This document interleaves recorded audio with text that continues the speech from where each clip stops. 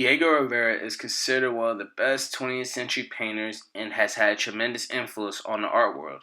Rivera has been credited with reintroducing fresco paintings of contemporary art and architecture amongst his numerous achievements. He was in and still is a catalyst of media suspense with revolutionary political views and well publicized relationship with Frida Kahlo. Rivera carried his distinctive view of public spaces and galleries, illuminating and inspiring artists through a period of trips to America from 1930 to 1940. Rivera sought to create art that embodied the lives of working people and indigenous people of Mexico, inspired by the revolutionary ideas of the Mexican Revolution and the Russian Revolution. In a government-sponsored mural initiative, Rivera joined a collective of artists such as Jose Clemente Orozco and David Siqueiros, the Mexican realists. Rivera's first foray in this genre, depicting a celestial host of the creation, the work he painted on the wall in the Mexican City's National Preparatory School auditorium. During his life, Rivera remained a key influence for natural art creation in Mexico. However, his influence on America's perception of public art was perhaps one of its greatest. Rivera was the first inspiration for Franklin Delano Roosevelt's WPA campaigns to display scenes of American life in a public building.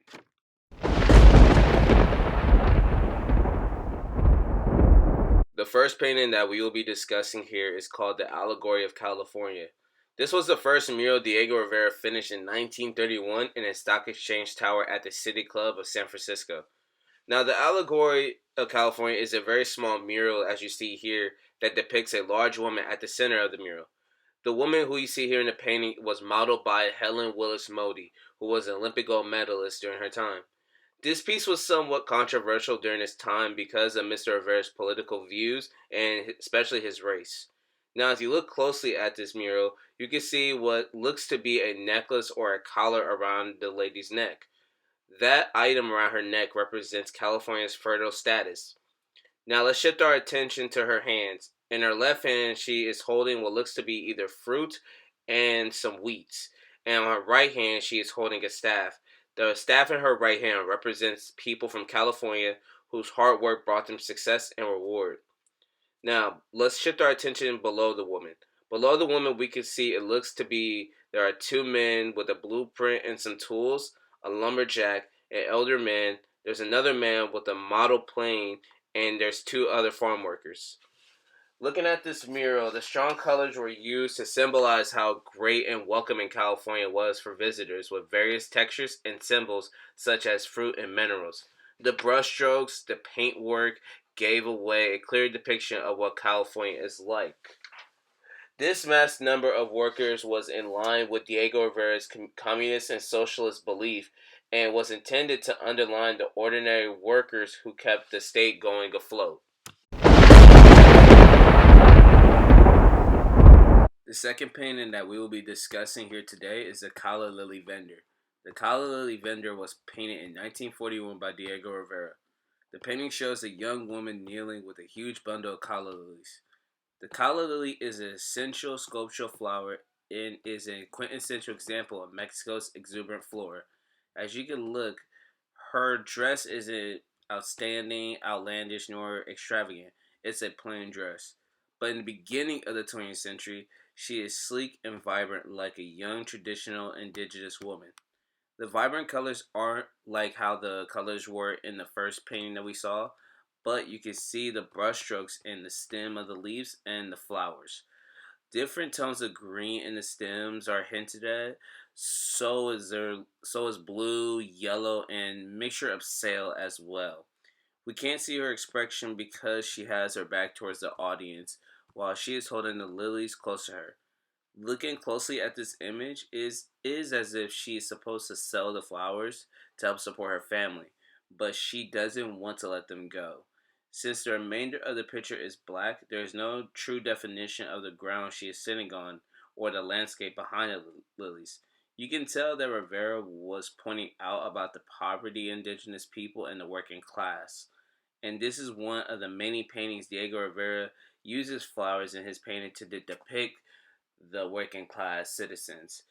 Paintings such as the flower carrier, flower vendor, and other paintings to help bring this idea to life. Speaking of flowers, I want to shift our attention to another painting of Diego Rivera's that showcases flowers in his paintings, and that is the flower carrier. This image was painted by Mr. Rivera in 1935. We can see this image is depicting a man struggling on all fours, carrying an oversized basket full of flowers behind him. As we look at what is in the basket, we see it holds vibrant colors such as red, pink, and purple. We can also see what looks to be his wife helping him carry the large basket of flowers. Both of the figures represent the working class that Mr. Rivera has depicted in all his paintings. What stands out the most is how Diego uses bright colors, shadows, and also light to make the figures catch our eye. Notice how beautiful the flowers are, though. The man is not facing towards them at all. The shape provides a striking contrast with each figure, item, and landscape depicted to represent individualism.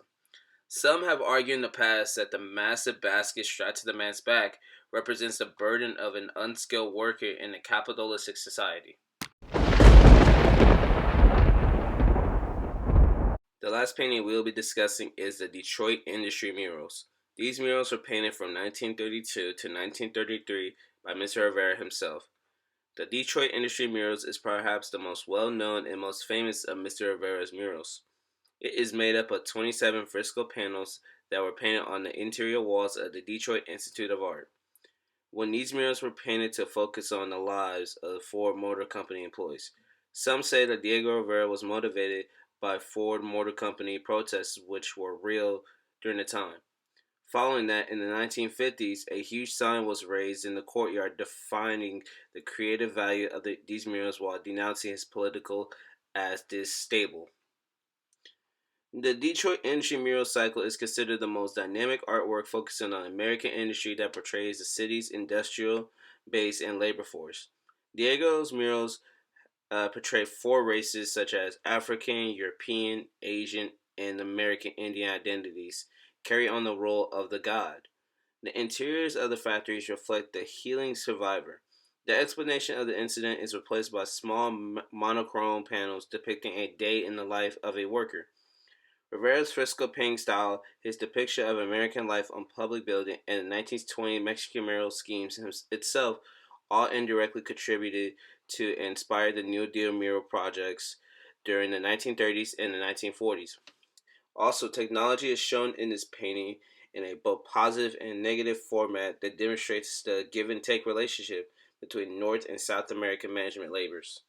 To conclude this video, we finally understand what these four paintings mean and how influential they are to us viewers and to other artists that come after. What Diego Rivera did so well in these four paintings was he depicted the working class unlike in artists before who would depict the rich, the kings and queens. He wanted to focus on the people who stayed up, who had to provide for their families and were working. So that's what Diego Rivera was really, really good at and was very, very inspiration at. To conclude this video, I'll have my resources right here, as you can see. And thank you for watching the video.